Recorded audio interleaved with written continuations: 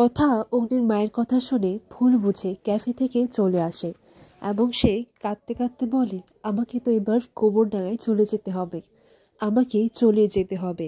মা ছেলের মধ্যে বাধা হয়ে তুমি থাকতে পারো না কথা কলি। এইদিকে জুনি অঙ্কিতকে বোঝায়, দেখুন সময় দিতে হয়, সময়ে না সব কিছু ঠিক করে নেয়।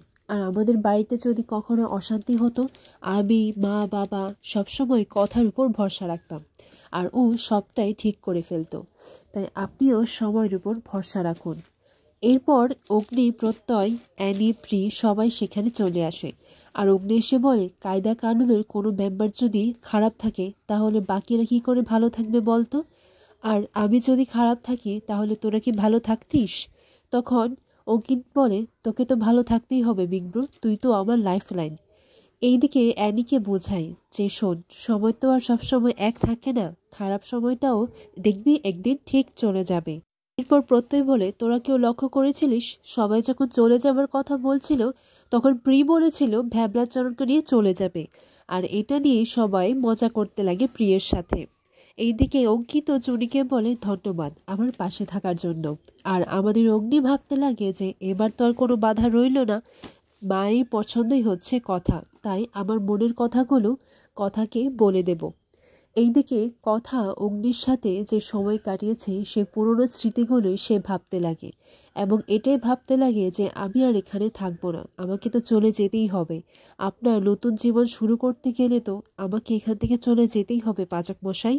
হ্যাঁ, একটা চিঠি লেখে এবং অগ্নির আর কথার যে বিয়ের ছবিটা ছিল সেটাই হচ্ছে এখন কথার সারা জীবনের সব থেকে দামি সম্পদ।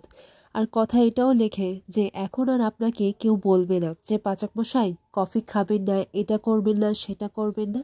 আর আপনার ঘরেও আর কেউ অধিকার জমাতে আসবে না, এই ঘরটাও আপনাকে আর কারোর সাথে শেয়ার করতে হবে না। আপনি আমার কাছ থেকে বারবার মুক্তি চেয়েছেন, আজকে আমি আপনাকে মুক্তি করে চলে যাচ্ছি পাচক মশাই। এইদিকে সজ্জিতাকে নিয়ে গল্প করছে লেখা আর নূপুর। আর সজ্জিতাকে সাজাবে বলে ঘরে নিয়ে আসে। এমন সময় সজ্জিতার মাথাটা ধরে যায়। সজ্জিতা বলে, আমার এইরকম মাঝে মাঝেই হয়। এরকম কখন হয় জানো? যখন আমার কেউ আপন, খুব কাছের মানুষ খোয়া যায়। ওর নূপুর বলে, বর্দি ভাই, এখন তো আমরা সবাই আছি, তোমার পরিবার তোমার কাছে আছে, তাহলে কি আছে খোয়ার বলো তো? এরপর এইদিকে দেখা যায় কথা মা আনন্দের কাছে গিয়ে প্রার্থনা করে বলে, মা আমি চলে যাচ্ছি, তুমি তো জানো আমি কেন চলে যাচ্ছি। আমি যদি না যাই তাহলে পাচক মশাই কি করে আমার নতুন করে সংসারটা করবে বলো তো? তাই সবাইকে না বলে আমাকে চলে যেতে হচ্ছে। পর্বে দেখা যায় এভি কথার চিঠিটা পড়ে এবং বলে যে গোবরদেবী আমাদের ছেড়ে চলে গেছে। ওর এভি সবাইকে বলে, এতদিন কথা আমাদেরকে ওর ফাঁদে পা ফেলতে দিয়েছে, এখন আমরা এমন কিছু করব যে ওকে আমরা ফাঁদে ফেলবো। এভি শয়তানি করে কথাকে ডিভোর্স পেপার পাঠায়। আর এদিকে কথা ভাবতে লাগে, পাচক মশাই এটা কি করে করতে পারলো? পাঠানোর আগে ওনার মনে কি একটুও বাঁধলো না?